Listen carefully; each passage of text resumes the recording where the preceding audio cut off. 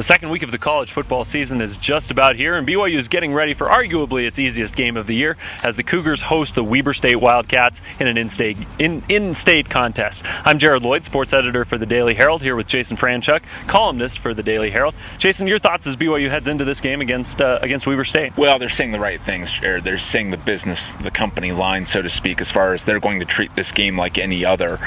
It remains to be seen if it'll be like that in the fourth quarter. I don't think Riley Nelson will be playing in that game, but I've always said, Jared, 8 years now with Bronco Mendenhall, and then in the previous 7, Bronco Mendenhall handles these games as well as any Division I coach. The way he subs guys, where it's not going to be an 84-0 game like Oklahoma State, the way he gets the starters to play, the way the team is emotionally ready. You know, I think there's a difference between obviously trying to get up for this game compared to calming yourself down for a game like going to TCU or playing at Utah next week. But I've always said he handles these games very well, and I expect nothing less from them on Saturday afternoon. You brought up an interesting point that I think everybody knows. BYU, a week from Saturday, is playing Utah in arguably the biggest game of the season, particularly after they lost 54-10 in 2011. So that's a huge game for the Cougars. What does BYU do to not kind of overlook Weber State and, really take care of business? Well, I think you play like you usually do. And I go back and, I've had a few people picking on me saying, you talk about Riley Nelson a lot, and I do. But I think his leadership really conveys itself. I think it's one thing when coaches talk.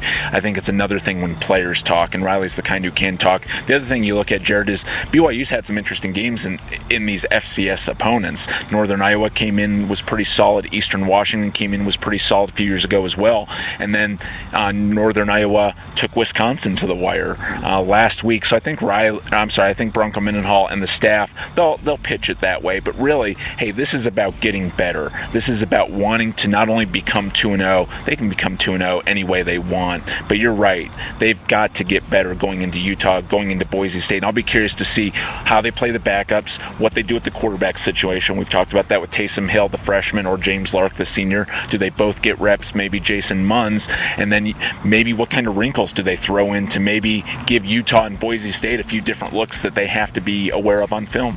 Well, and I think that's kind of going to be the case, is what can they use? How can they use this game? And I'm going to focus on it for the preview.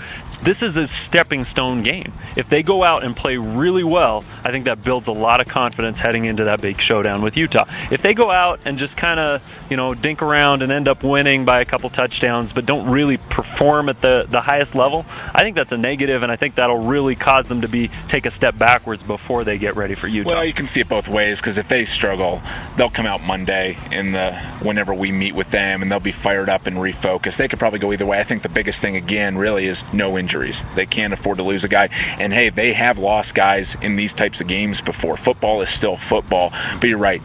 They want to play well. I think this is the kind of team that will respect the game, and I think they'll respect their opponent, too. I think you're right, Jason. I think that BYU takes care of business against Weber State, but I think they go out, and I think they try to play their best, and it'll be fun to see if they get in a lot of those backup players.